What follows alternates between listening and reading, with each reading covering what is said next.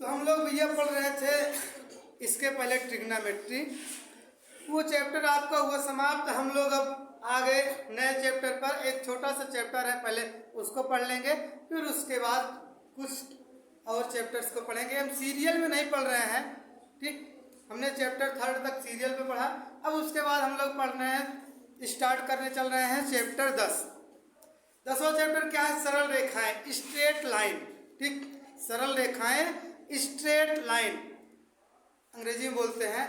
हम लोग इसको पढ़ने से पहले थोड़ा सा पहले इसके बेसिक से फार्मूलों को पढ़ लेते हैं, बेसिक कॉन्सेप्ट्स को सीख लेते हैं, फिर उसके बाद कुछ एग्जाम्पल्स करेंगे और कुछ नए नए क्वेश्चंस को ट्राई करेंगे, ठीक। तो आइए देखते हैं, कुछ हमने आपको पहले से ही लिख रखा है फार्मूले। जैसे कह रहा है प्रवणता, पहला पॉइंट क्या है? प्रवणता। प्रवणता क्या होती है? यदि कोई कोण थीटा रेखा का झुकाव हो, मतलब कोई भी रेखा है, ठीक, और उसका झुकाव क्या हो? कोण थीटा हो, तो tan थीटा रेखा की ढाल प्रवणता कहलाती है। जो tan थीटा होगी वही रेखा की ढाल प्रवणता कहलाएगी। समझ में आ रही बात नहीं? मतलब एंगल थीटा होगा, उसका हम क्या लेंगे? tan थीटा लेंगे। tan थीटा लेंगे तो वही क्या होगा? ढाल प्रवणता कहलाएगी। माना कोई त्रिभुज रहेगा, बनेगा उसमें, तो tan थीटा बराबर क्या लगाएंगे वहां पर? लंब बटे आधार करके उसको हम सॉल्व कर लेंगे। समझ में आ रही बात ना? सेकंड पॉइंट देखते हैं। यदि कोई सरल रेखा दिए हुए बिंदुओं, सरल रेखा दिए हुए बिंदुओं, कोई भी बिंदु हो सकता है, हमने मान रखा है x1 y1, तथा दूसरा बिंदु x2 y2 से होकर जाता है। कोई भी सरल रेखा है जो दो बिंदु, मान लो जैसे ये एक बिंदु A हो गया, एक बिंदु क्या हो गया? B हो गया, ठीक।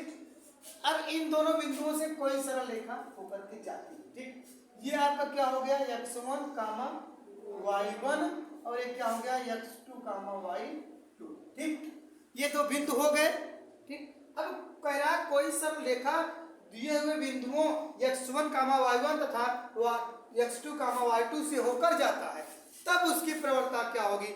y2 minus y1 upon x2 minus x1। आपके क्वेश्चन में बोलेगा कि ये सरल रेखा या रेखा इन दोनों बिंदुओं से होकर के जाती है, तो आप क्या करेंगे? वहां पर प्रवणता निकालने के लिए हम ये इस तरीके से दोनों को हम समझेंगे कि मान लेंगे कोई बिंदु है, अगर बिंदु नहीं दिया रहेगा तो इस तरह से समझेंगे, जो भी बिंदु रहेगा x1, x2, y2 हम मान के चले हैं, उसी के अकॉर्डिंग हम क्या करेंगे?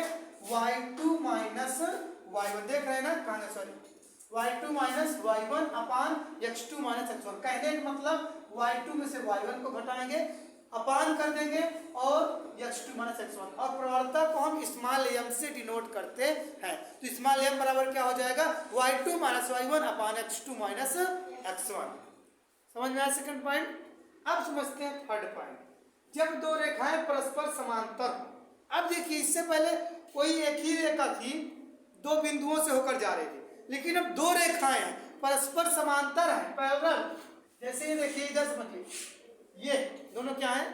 लगभग समांतर है, ठीक। अब आप थोड़ी सा बताएं समांतर रेखा क्या हो? समांतर रेखा वह रेखा होती है जिनको हम बढ़ाते जाएं, अनंत तक बढ़ाते जाएंगे, तब भी क्या होगी? उनके बीच की दूरी हमेशा इक्वल रहेगी। समझ में आ रही बात? इनके बीच की डिस्टेंस यहाँ भी वही रहेगी, इनके बीच की डिस्टेंस यहाँ भी वही रहेगी। ये रेखाएं क्या होती हैं? समांतर रेखाएं कहलाती है। तो अब क्या कर रहा है? दो समांतर परस्पर कह रहा है, जब दो रेखाएं परस्पर समांतर, परस्पर एक दूसरे के समांतर हैं, और उनकी प्रवणताएं m1 और m2 हो, उनकी प्रवणताएं मान ले रहे हैं हम m1 और m2 है, तब उसकी प्रवणता क्या होगी? m1 और m2 बराबर होगा। कब? जब दोनों रेखा पैरेलल होगी, तब उनकी प्रवणता क्या होगी? समान होगी। समझ में आ रही बात? अब आप लोग थर्ड पॉइंट देखिए, फर्स्ट सेकंड थर्ड हो गया, सॉरी। अब फोर्थ पॉइंट देखिए, जब दो रेखाएं परस्पर एक दूसरे के लंबवत हो। आप समझिए, जब दो रेखाएं क्या है? दूसरे के लंबवत हो। जैसे ये रेखा है और दूसरी क्या हो? ऐसे, ठीक। एक ये रेखा है, एक ये रेखा, दोनों क्या है? परस्पर लंबवत हैं, ऐसे, ठीक। इस तरह से जब परस्पर लंबवत हैं, तब क्या होगा? उनकी प्रवणताएं हम कहें, अगर m1 m2 है तो उनकी प्रवणता का इंटू करेंगे m1 इंटू m2 बराबर क्या होगा minus one m1 into m2 बराबर -1 या हम क्या लिख सकते हैं, यही m1 बराबर -1 अपान, यही चीज बहुत आपके क्वेश्चंस में आने वाला है। m1 बराबर -1 अपान m2। बात समझ में आई।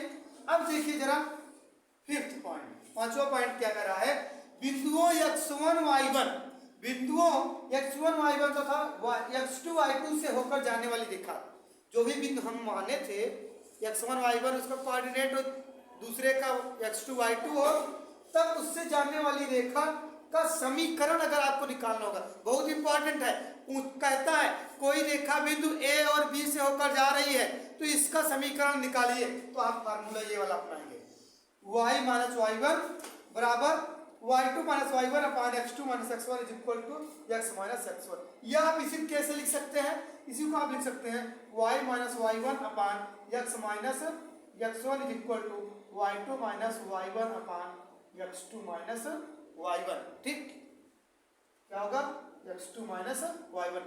इस तरह से भी इसको लिख सकते हैं, यहाँ आके डिवाइड हो जाएगा। अब बात आई कैसे समीकरण निकालेंगे, वहां पर थोड़ा सा हम बताते हैं आपको।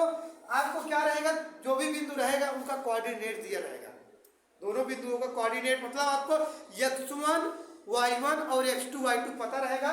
आप क्या करेंगे, x1 y1 और x2 y2 जो भी दिख रहे हैं इसमें समीकरण में आप रख देंगे और आपका समीकरण x और y के टर्म में आ जाएगा। समझे। अगर आपका x y के टर्म में तो आएगा ही, और अगर आपको मान लो वो एक्स वाई के टर्म में ही आता है तो आप क्या करेंगे, कुछ अलग फार्मूले को यूज कर लेंगे, कोई प्रॉब्लम्स नहीं है। ठीक, इतने में कोई प्रॉब्लम किसी को नहीं होनी चाहिए। तो नोट करें, फिर हम लोग कुछ और पॉइंट्स को सीखते हैं।